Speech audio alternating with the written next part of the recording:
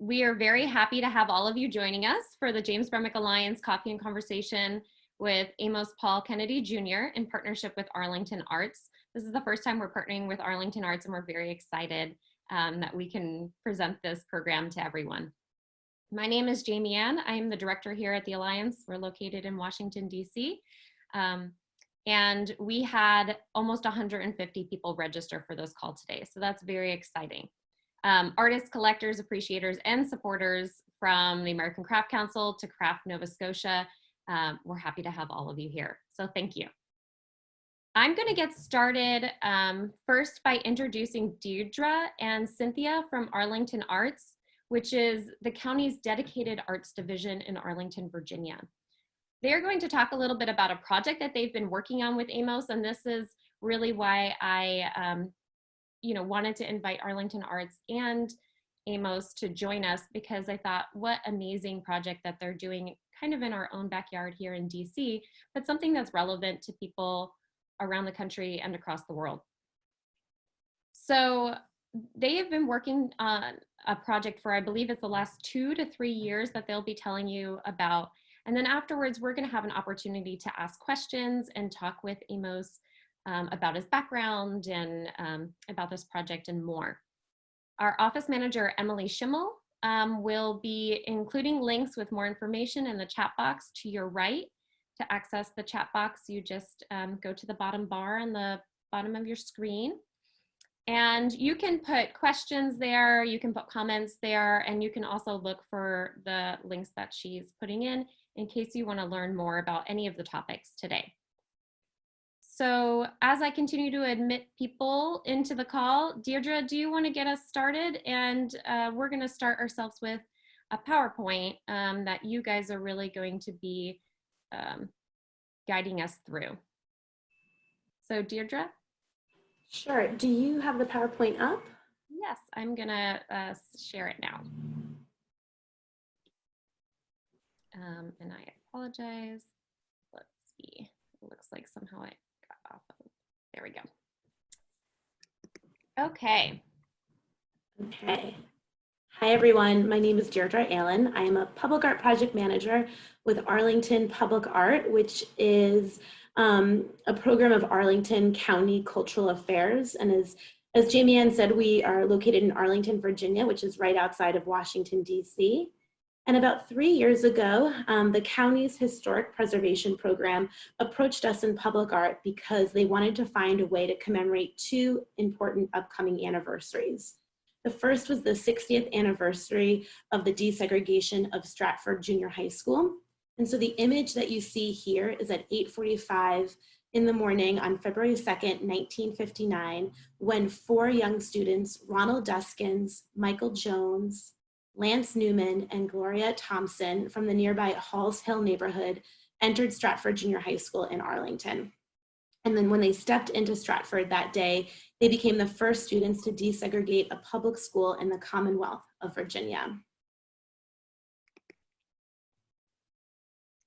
The second event that historic preservation wanted to commemorate was the 60th anniversary of the Arlington lunch counter sit-ins.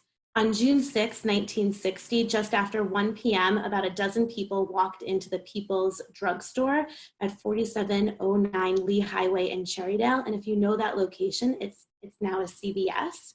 And that began a peaceful countywide demonstration for the right of all people to be served at what had historically been a white-only lunch counter. So 13 days later, on June 2nd, 1960, the F.W. Woolworth store in Shirlington was the first to announce that patrons would be served regardless of the color of their skin. So we really wanted to think about a creative way to celebrate these anniversaries, not necessarily through a sculpture. We wanted to get these histories out and bring attention to them, to the people in Arlington. Arlington can be such a transient place. We wanted to ensure that this history was not going to be forgotten or overlooked. And so it took us some time to think about who the right artist could be to help us celebrate these anniversaries. And so about 2 years ago, Cynthia Connolly, my colleague in Arlington Cultural Affairs, had just come back from seeing some art in Richmond, and she was at the VCU Institute of Contemporary Art, and she told me about this artist that she has known for a long time and that she saw his opening there, and she handed me one of his cards, and it was Amos's work. And I said to Cynthia, and I said, this is the artist that we need to work with for the sit-in projects and for the Stratford project. And so since then, Cynthia and I have been collaborating with the county's Historic Preservation Program and Arlington Center for Local History to commemorate these histories. Amos had, you can see here, had come to Arlington before COVID and worked with different communities. He met with a member who was part of the sit-ins here in Arlington, and we called them print and talks. So you would get to make a print with Amos and also have a conversation with him about this history or a memory that someone had about this history. And so we got Amos out into the community doing this work. People got to make prints, but then we also wanted to make sure that we had these sort of distribution depots so that people maybe who couldn't print with Amos could still take a piece of this history. So one of the images you see here is of a little exhibit we had in the lobby of Arlington's Government Center. And so people could take his prints there. And it really has been our dream, and really because of Amos, you can see some of his prints here, that almost every person living and working in Arlington should receive or encounter one of these prints to get this history out.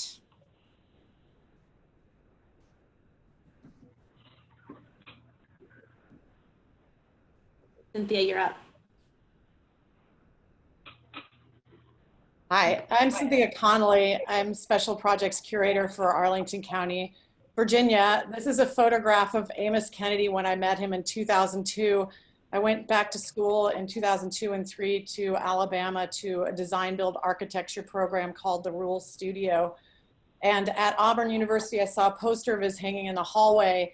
And since I do letterpress printing as an artist, I really wanted to find who he was. It took a while to find him. Finally, in October, here I found him. This is him taken with the most primitive digital camera, or the most sophisticated one of its time, in 2002. This is the poster. The next year at the Rural Studio, I got a grant from the Alabama State Council on the Arts and the NEA to build this vegetable stand in Perry County, Alabama, with folk artist Butch Anthony. And included in the grant was to have Amos Kennedy print these posters that show the farmers markets in the Black Belt region of Alabama. And the next slide shows the poster itself. Yeah. Then fast forward to now, 2 years ago, like Deirdre said, I saw Amos in Richmond doing a project very similar in a sort of scope of what we're doing, or not in style, and by printing cards.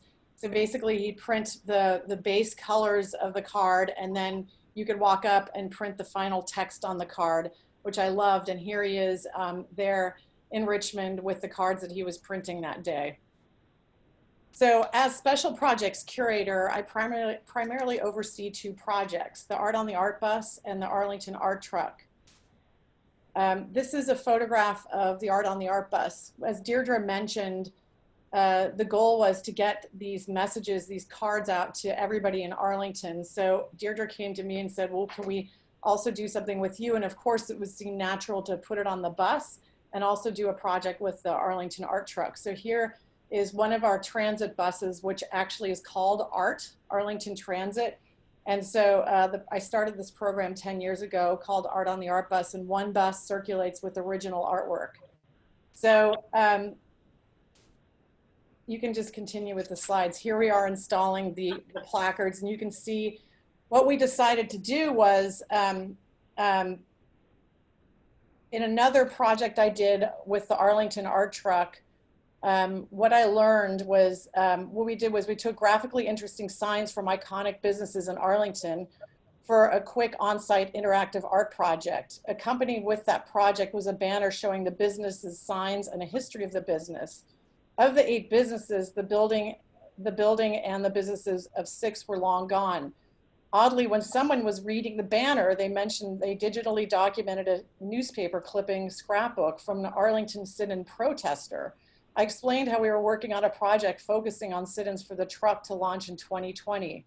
I was able to get a digital file donated to the Center for Local History, and that scrapbook was used as a very important reference guide to creating a banner for the project with Amos that we're showing today. I realized from my experience of the 2019's Arlington Abstracted Project that people here in Arlington want to learn more about our history. I view our history as being very hidden, mainly because many of the older buildings have been torn down, and buildings frequently are the reminders of our past.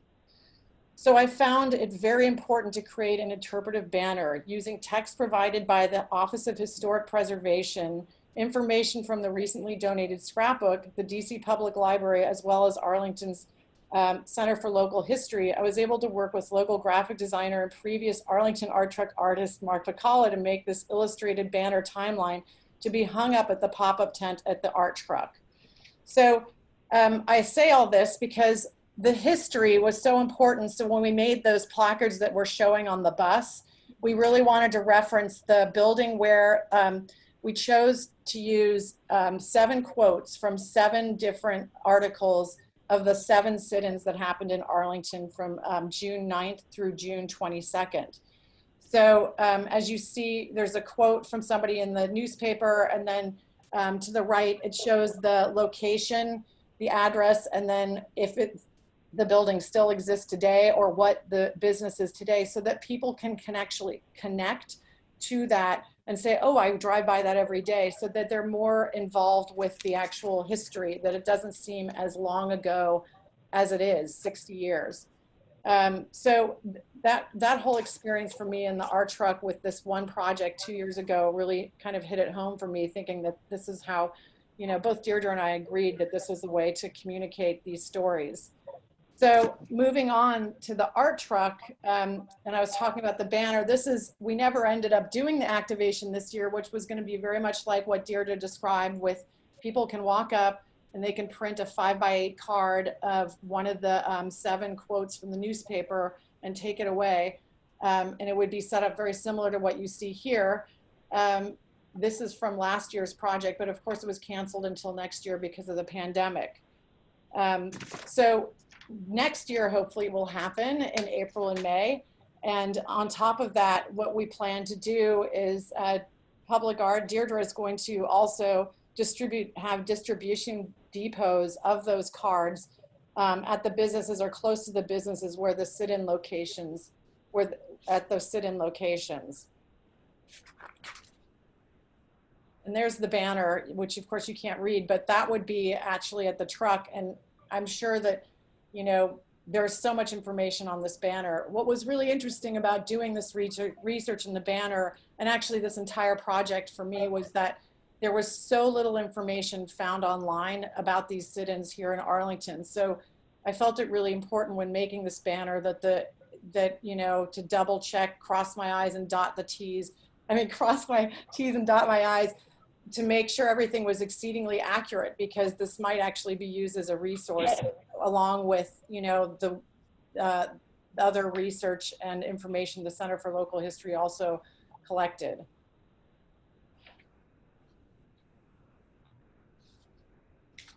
Great. Thank you, Cynthia. I believe that you've both completed kind of what you were hoping to talk about, and we're going to be speaking a little bit with Amos now. I love this slide that you guys put together of all the different projects that Amos has, you know, been doing and working on. He's a very prolific artist. So we're going to stop our screen here, and we're going to go back to speak with Amos a little bit.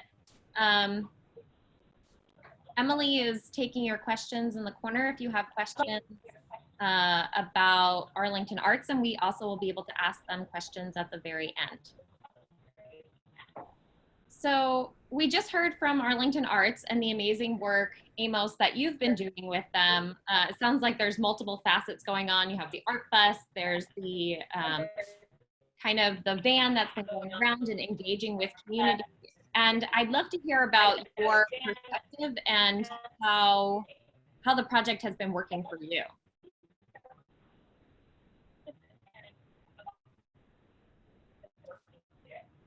The project has been going very well for me. It's an exciting project because it allows me to do something that I think is extremely important. That is to interact with the public.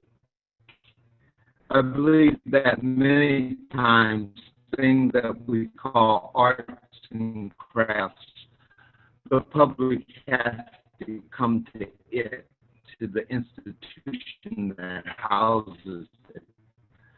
But the Arlington Arts Council said that for once we want to take things to the people, which they also do with the art truck.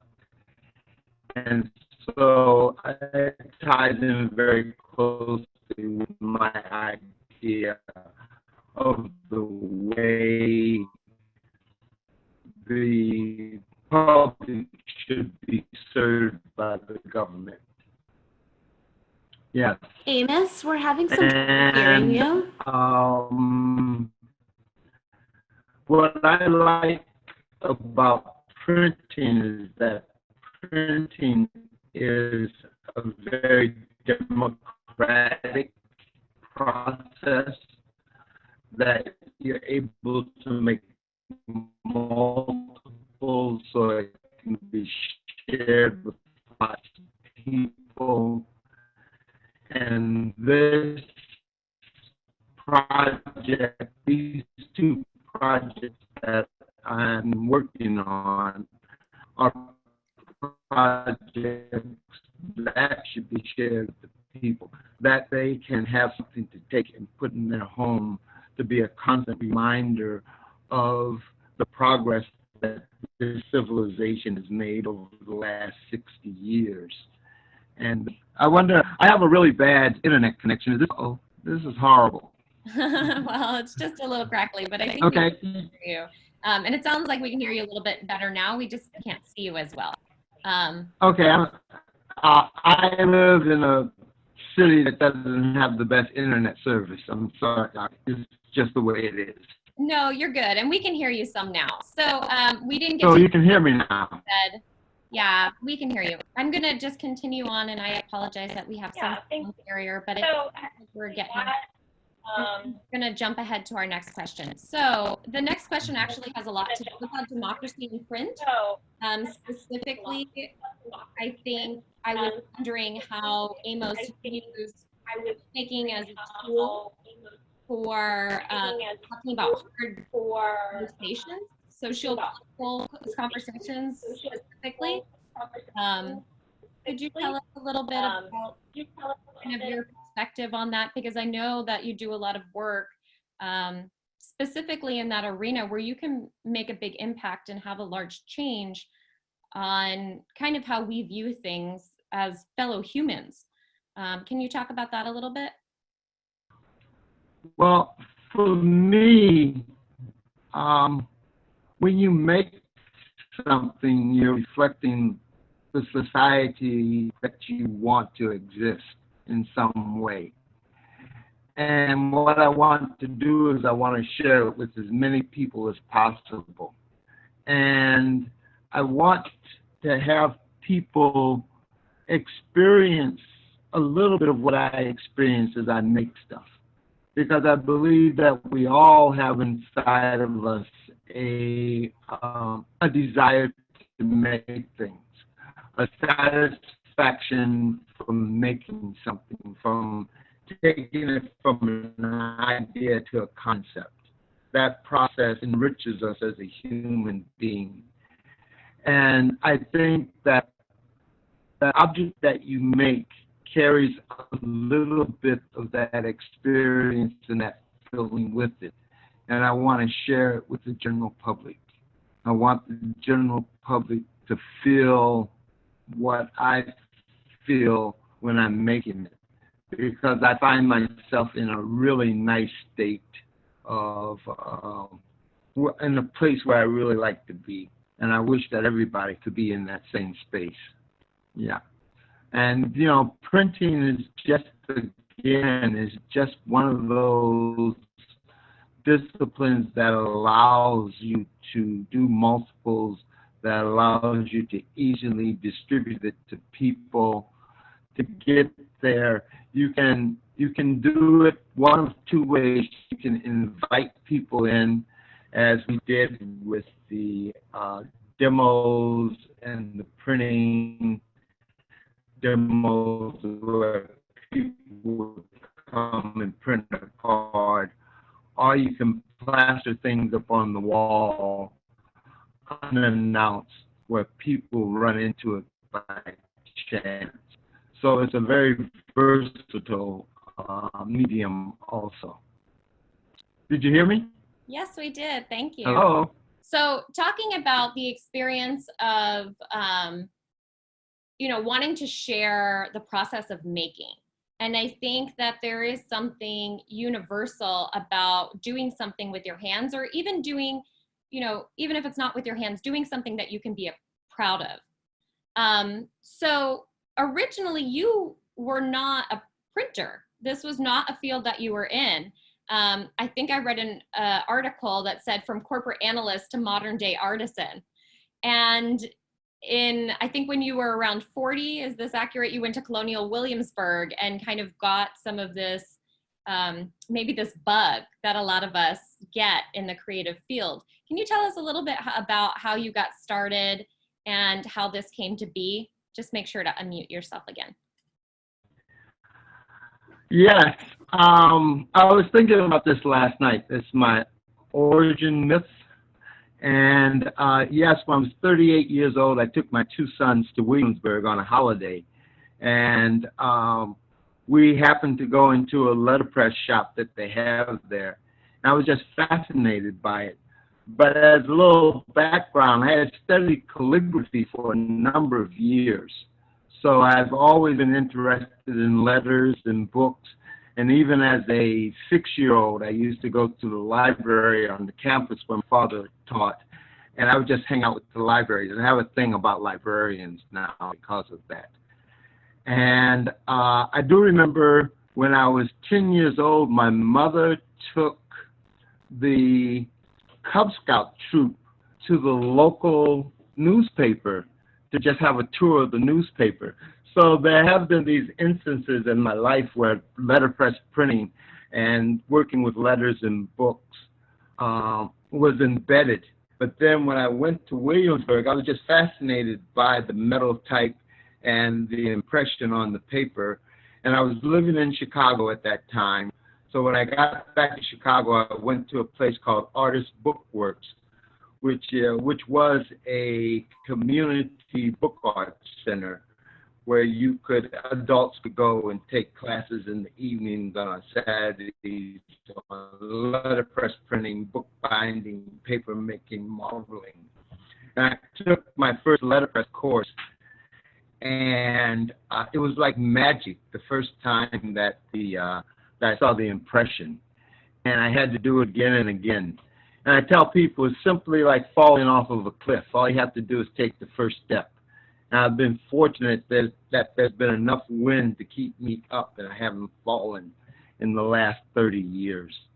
But it was that experience that altered my life. 2 years after seeing the shop in Williamsburg, I left corporate America to become a letterpress printer. And that journey has been going on for, like I said, about 30 years. And it was not a straight line journey. It was something that I had to fall into. I had been printing for about 12 years before I figured out exactly what I wanted to print. Initially, I wanted to do fine print books and artist books and very beautiful broadsides. But in about 2002, I moved to Alabama, and out of the need to actually make money, I switched my focus to making posters. And the experience that I had with the people, first I wanted to do what would be called event posters. But that wasn't going too well. People liked some of the things that I had sayings on. And I realized that this was a way that I could relate to the people in Alabama and create something that they wanted in their house. And I thought that that was a really nice thing to do. And so suddenly the market of my audience was not the libraries and book collectors, but just the average citizen in Alabama who wanted to have a saying in their house that maybe their grandfather or their mother would say all the time. And that, when I started doing that, my whole life shifted completely. And that's when I developed the style that I have of doing multiple layers on posters and finding witty sayings and to print in proverbs and things of that nature. Yeah, but it was Williamsburg that was the catalyst that launched me into this. Yeah, thanks, Amos. That actually leads us into the next question that I had, which was, I mean, you're everywhere. I lived in a small town in Winchester, Virginia, and could buy your prints at the local, shop called Tin Top. You recently did a project with Pyramid Atlantic here in DC. You've worked with the Library of Congress very recently. In 2016, you were at the American Craft Council conference. I mean, you're so prolific. And I wonder if you can tell us a little bit about, A, how you can do that, how it's humanly possible, and B, if you could tell us a little bit about what you have coming up next.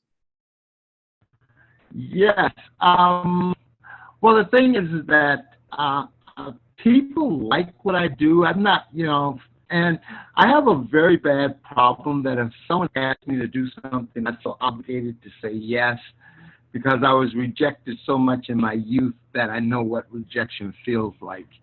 And so people ask me, hey, will you come here and do this? And I say yes. And also, one of the things with printing, and letterpress printing too, is that while the printed text is everywhere in our civilization, very few people actually know how it's produced or have seen it produced. So I feel that it is one of my responsibilities to give people the opportunity to experience this, because you don't know, again, it was just that chance to visit to Williamsburg that set me off on this course. Maybe someone having that chance experience with me will set them off on a course that they find an extremely satisfying life.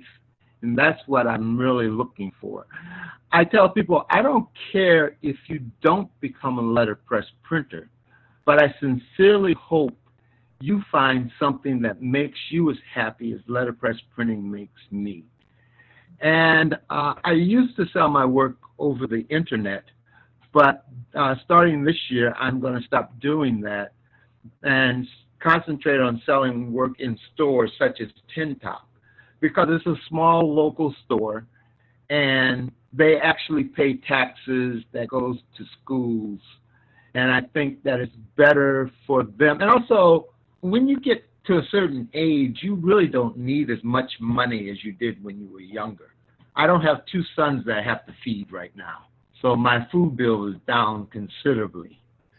So I would rather share that money or split that, the funds from the selling of that poster with a local business that is really trying to make it and make a difference in their town, bring something to their town that they feel, and it's part of their dream too, than to say, well, I keep everything to myself because I'm selling it over the internet. Because it's about, we as humans are generous, and we just have to continue to express our generosity. Yeah. Okay? Yeah, I think that's a great point. So I had one more question, but I think I'm going to skip over it. And it was about your full-length documentary about kind of your life and work called Proceed and Be Bold. So Emily is going to put a link to that in the chat box. Oh, yeah. Amos wants to say something real quick. Go ahead. Okay. While it's a full-length documentary and I'm in it, it really discusses art and our civilization's relationship to it. It brings up a lot of questions about who is art for, why is art made, and where do we go with it. And and this is one of the cases of me not being able to say no 3 young women in their 20s asked to do a documentary about me. How are you going to tell them no? This is their dream. And so it happened. That's why it happened. Okay? Yeah. Thank you, Amos. So Emily put a link if you guys want to see that. It is kind of a fun video, and it's really, I don't know, I think it has a lot of different perspectives, like you were saying, Amos, which is really fabulous. We have a couple of questions coming in. One from Jen, who's asking, is there a place, I don't know if you know this off the top of your head, Amos, but is there a place where people can purchase your work in or around Arlington? Not right now, but I'm trying to negotiate with what is the name of the thing? Pyramid Atlantic and in Arlington. But if she knows of a store that kind of she thinks would carry my work, I will contact them and see if they will. Because normally stores contact me because they see my work on the internet, or they see me at an event such as the art truck. And then they end up, saying, can we carry your work? And I'm always, yeah, sure, But if there is no store, then I will send stuff to people. But I would much rather prefer to find a store in the town. Yeah, and what about museum shops? That was another question. Oh, I'm sorry, the question again? Oh, museum shops? Do you also have work at museums? Not really. I just in the last 2 years, I've been approached by museums either to collect my work or to carry my work in shops. Most of my work is carried in independent stores by people in the late 20s up to their early 40s. Those people who are just forging that, what we used to call mom and pop, but a local store. So not that many museums carry my work. Yeah. Shops. When you just go to Tin Top, it's in Winchester, Virginia. It's not far, and I think the owner's on the call with us, Carrie Stavely. Well, actually, next year, also, you can get it at the Arlington Art Truck, the pieces that will be printing in April and May in Arlington. Yes, and that's a great point. Yeah. So I'm going to actually go for just a moment, because we've been getting a lot of comments about kind of a special guest who's on the call with us. Joan, I believe, is here. And Joan, I don't know if you'd be willing to speak, but it sounds like you were very integral to the sit-ins that were happening in Arlington. Would you be willing to speak with us just a little bit and maybe talk about what it means to you to have an artist kind of interpreting these words that were printed originally in newspapers from the sit-ins when you were organizing these? Are you on the call with us, Joan? I'll speak, but I can talk forever, so cut me off when you're ready. Great, thank you for being here. I had gotten involved in the sit-ins in Durham, North Carolina at the invitation of the North Carolina college students who were having sit-ins and asked us to Duke students to join them. Then when I came back up to DC area, they said go up to Howard and find out what's happening, and if they're not doing anything, get them going. So I found my way to Howard, and lo and behold, there was a group planning within a day or two, or maybe 3, to sit in Arlington. Well, since I'd been arrested a couple times in Durham, and I was from Arlington, they wanted me to join them. So of course I did. And we didn't get arrested. We just sat. The managers they closed the counters, but they didn't have, they didn't do anything untoward to us. And then we called a break. And so the county officials and the store managers could talk. And I wasn't with a group that sat in the day, the next one down in Shirlington, because I also had a day job. And lo and behold, folks got served. And they went up to the Buckingham Drug Fair, where my daddy used to take me for ice cream every weekend when I was a little kid living in Buckingham. And they ate there too.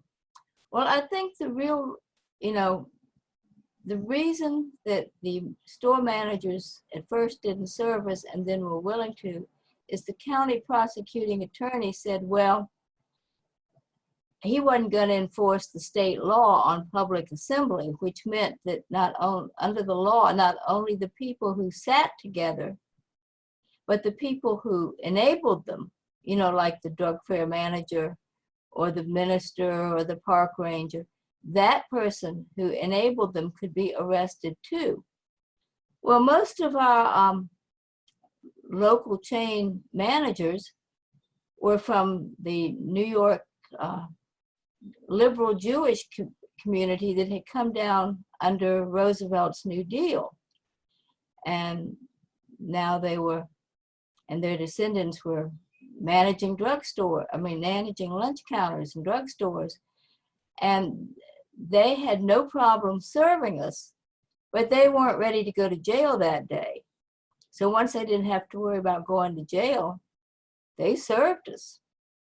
Mm-hmm. And then as a fallout from that, Fairfax and Alexandria and Falls Church said, well, if they're going to do it in Arlington, we're going to do it too. So thank you, Joan. Yeah, that's great. And what do you think about, Amos's project of bringing some of these words back and putting them on our buses and bringing them to people in Arlington? I think it's great because Arlington is not as transient as it used to be, but it is still very transient, and folks just don't know what happened here before. So this lets them know, and I'm always in support of the arts, so keep it up, man. Thank you, Joan. You're welcome. Amos, do you want to make some comments about, people like Joan and people that you've met kind of along the way in doing this project and doing all of your projects? Yes. I met Joan actually at one of the events in Arlington. And I have met a lot of people who were active in the civil rights movement in Alabama. And it's interesting to see, because it is an untold story of Southern white liberals fighting for the civil rights movement. But there were numerous, in every state, there were many people who believed that segregation was wrong, and it failed to allow a civilization to meet the maximum potential that it could. And they were destroy it. And these are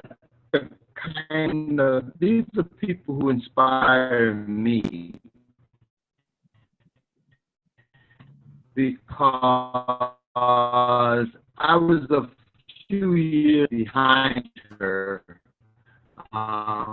but they were there in the moment of the civil rights movement, and they actually made things happen.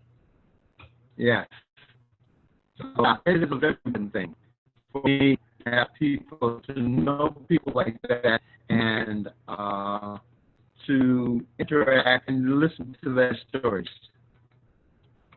Great, thank you, Amos. Yeah, I'm out on mute. Excellent. Yeah. Yes, that's my take on it. It's important, and it's important to preserve those words, those people. One of the things that I think has been, and it's been brought to attention again and again, is that we have a tendency to only want to keep the stories of the great people, not the foot soldiers. And I think that that is changing in our civilization now. So why I print? Because I enjoy printing. I like to interact with the public. The Arlington project was a project that fell right into what I wanted to do. Okay, there were a lot more Southern whites involved in the movement than people realize, because they were threatened and intimidated too. But they were slipping money behind the scenes. Some were on the demonstrations, and the ones I know were drawn by their religious faith that you should treat other people the way you want to be treated. And that was a big motivation for me and for a lot of Southern whites who supported the movement. Yeah, that is absolutely true. And because there's the name in Montgomery was behind Rosa Parks. And you go in, even now, you find that there are people that are working diligently to continue our quest for equality for all humans within this civilization. You know, just in their everyday, you know, mannerisms. And that's what I think most important, that we change ourselves at the everyday level. And that will bring about a change at the national level. Yes. More questions? Thank you, Amos. If anyone has any other questions, go ahead and please put them in the chat box on the side.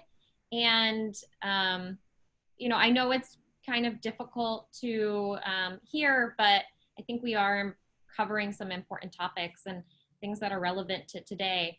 I think it's so amazing that we see so many artists like Amos and so many others that are doing work on important topics where we can really make a change. And like Amos said, you know, making a change individually every day to have a larger impact on the entire country. I should say on the world. Nova Scotia is here. So any other questions on the side? Emily, did I miss any? Liz just asked, what are the next steps with the project? So maybe, Cynthia, you can answer You want me to? Here, I turned off my video so that so that Amos could talk. So the next steps are we're hoping to. Amos is actually in the middle of printing the cards. He's making 10,000 cards with the 7 quotes from the newspapers, from the people in the newspapers. And next April and May, hopefully, we'll be in a place and time where we can interact in the public. And the Arlington Art Truck will drive out once a week to different locations in Arlington where people convene, where you can either meet Amos or another printmaker from this area will be printing the cards on site, as you saw in the photograph before where he's printing another card. And so you can just get the card, read about the timeline, and also with us will be a representative from the Black Heritage Museum of Arlington, Virginia. So, you know, it'll be sort of like a hub of conversation for about 8 weeks in April and May. And then as we'll also have depots like we discussed earlier where the cards can be found at the locations where the sit-ins occurred in Arlington. So that's the next step of the project. Deirdre, did I forget anything? No, I think that's everything. Yeah. I do want to say though, because we just touched upon this earlier, was that we couldn't do this project without the Center for Local History, which is part of the Arlington Public Library and the Historic Preservation Department.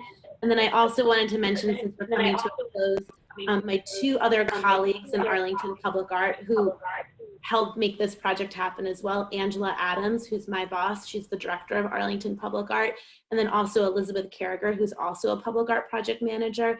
So it's really a team effort for the entire county to work on this project and to bring these histories to light. So I just wanted to make sure that people were aware that it's not just the art department and the arts doing it, that it's the entire county working on this. Yeah. Also, I'd like to say that. Yeah, I'd like to say that there will be 10,000 cards that are printed, and each set will have one of the quotations on it, and then there'll be another 2,000 cards that the public will be able to print. So if you end up going to all of the art truck events, you can actually get the whole series. So we do have a question about whether any of the cards will be shared on social media for folks that are outside of the area.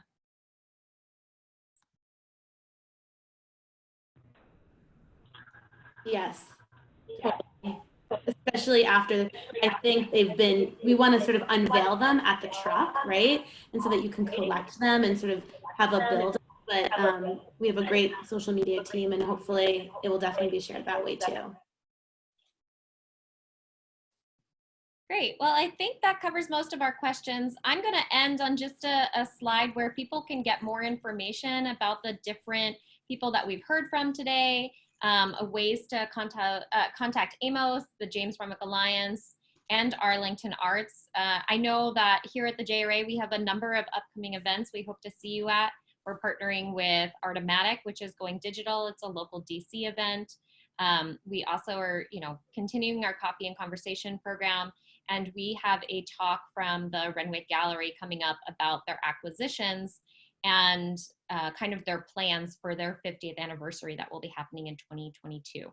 So please check us out online. And as I mentioned, here's information coming to your screen now of the different ways to contact us and connect. So Amos, despite all of the technical difficulties that we've had today, which have been numerous, I will say, this is a new precedent for us. We are so thankful to have you. Thank you to Arlington Arts. It's been a really wonderful time. Joan, thank you for your impromptu talk. I think it's been a really wonderful morning, despite all the other things, and I just want to say thank you. Well, thank you very much. And I'm deeply appreciative for this time to talk about the project because it's going to be a very fascinating.